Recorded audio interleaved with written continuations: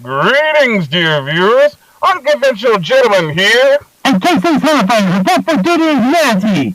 Whatever counts as humanity. Speaking of what's supposed to count as humanity, today, Unconventional gentlemen are here amongst the stars to start off our second review just the right way. Ain't that right, Michael? Infinite Rust Bucket Baby? Right. Today we're out doing a Star Trek of our own amongst the stars to properly send off our second review in our series. Another slapstick comedy gold done by our old pals, the Three Stooges. That's right, good old buddy. Today our review is The Three Stooges Have Rocket Will Travel!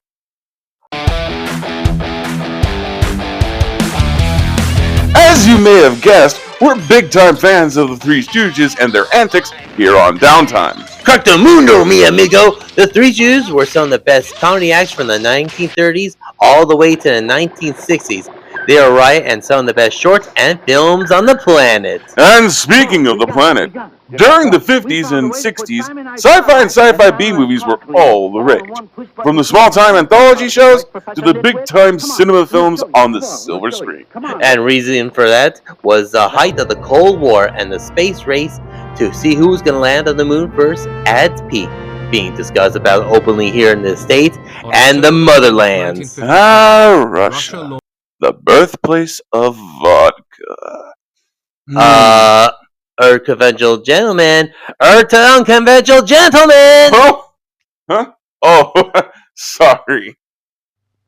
So naturally, the Stooges followed the trend as they made at least 2 films because of it. Three Stooges in Orbit and Half Rocket Will Travel, which is, of course, the film topic of today. Half Rocket Will Travel is a zany little piece of early sci-fi done by those half-nut astronauts, the Three Stooges. Half nut? More like full nut! These guys are nuttier than a squirrel on rocket fuel! In this film, we have all 3 Stooges returning to their parts, with Curly once again being played by Joe Dorito, or as he's known as Curly Joe. They are playing as janitors to a rocket fuel testing laboratory that's under the management of J.P. Morse, a very anal and snobbish lab manager who disdains with the passion of our heroes, while he's pushing the efforts of aerospace engineer Dr. Ingrid Narvik. Dr. Narvik is a young and humble female scientist who takes a liking to the Stooges, actually helping to build up the Stooges, unlike JP, who only seems to exist to break our Stooges down. That JP! What a scuzzball! Dr. Narvik has been attempting to create a formula for space travel in the hopes that her and her lab will be able to produce a fuel to launch their own rocket up into space. They have done it at least several times, with every launch attempt ending in failure. Dang! One of their rockets in particular had crash-landed near the Stooges' dwelling, in a stretch of open desert. The Stooges investigate the rocket, and surprisingly, actually help the rocket get back right side up, even though it was through their own buffoonery, they had managed to do it without causing any more damage. After JP, Ingrid, and the psychiatrist by the name of Ted Benson look over the rocket, they come to the conclusion that the fuel was once a problem.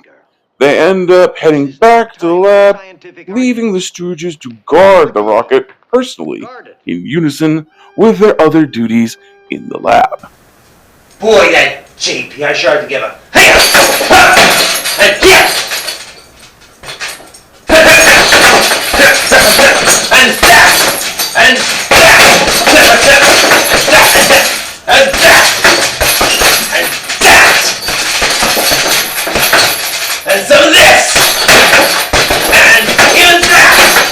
After being threatened that her lab will be shut down, and her employment will be terminated if she cannot produce a formula to launch a rocket into space, Dr. Narvik begins to lose confidence and thinks of throwing in the towel, so to speak.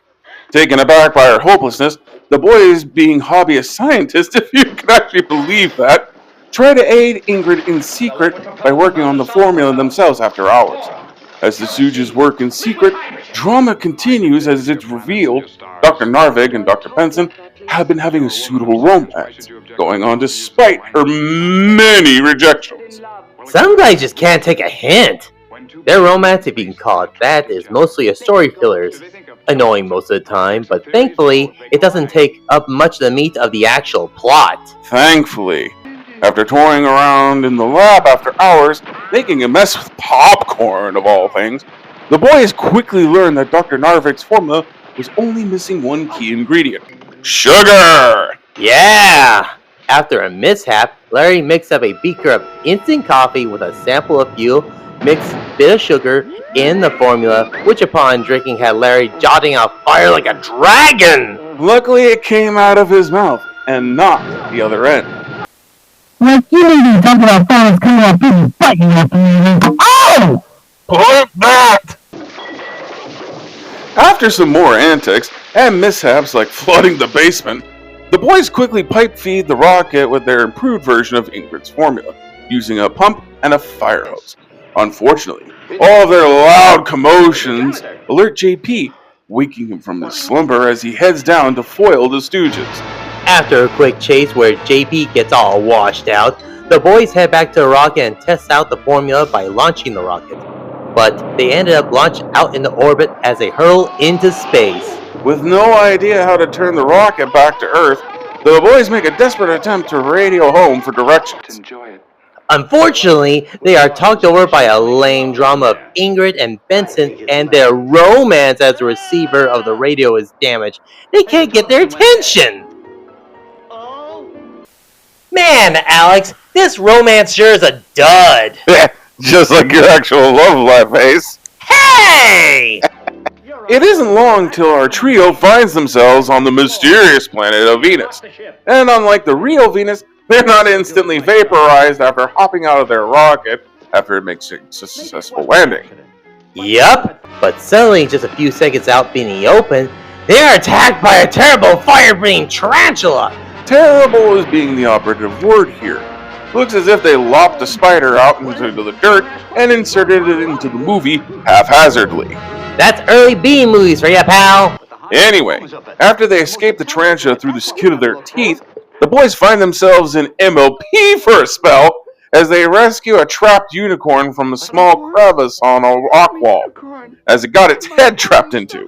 So cute! His name's Uni! After the boy saved him, he gracefully pointed out the trio to the highest form of life on Venus. After traveling a fair distance, Uni decides to depart them for now, as he would be turned into a slave once the highest form of life got their hands on him.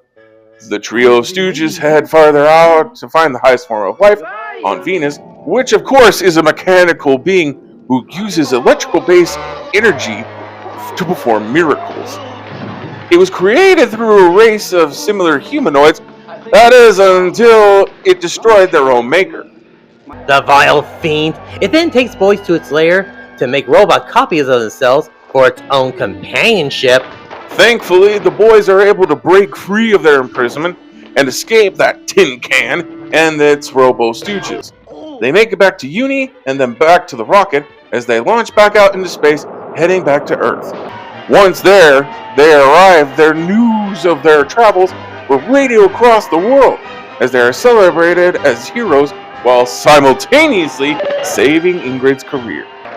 As they celebrate, the highest form of society decides to give them a whole-out celebration as they praise them for their achievements. Unfortunately, the Stooges will be Stooges and cause the party to fall apart with their antics and cause the whole celebration to become a mess.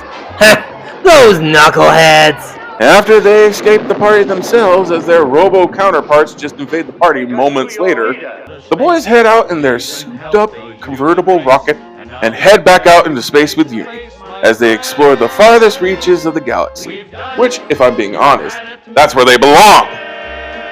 How the Rocket Will Travel is a fun little sci-fi piece chock to the gills, or spacesuit that is, with slapstick shenanigans and interstellar fun. It's no Interstellar or Lost in Space, but it's a blast and a half all the same. That's right, old buddy. During some of the series times around the 50s up to the 70s, you needed a good dose of comedy gold, and his films like a shot of instant laugh to vaccinate your cares away. Whether you're just a Stooge fan or a sci-fi fan, this film will satisfy your comedic and spacefaring cravings from start to finish. And in my opinion, is a solid 4 unis out of 5. Well, that about wraps it up for Downtime. Once again, I'm Alexander, the Unconventional Gentleman. And I'm Casey's Hammer Fighter. And this was Downtime. Remember to like and subscribe. And comment down below for any ideas or future suggestions for Downtime. Ciao. Stay awesome, everybody.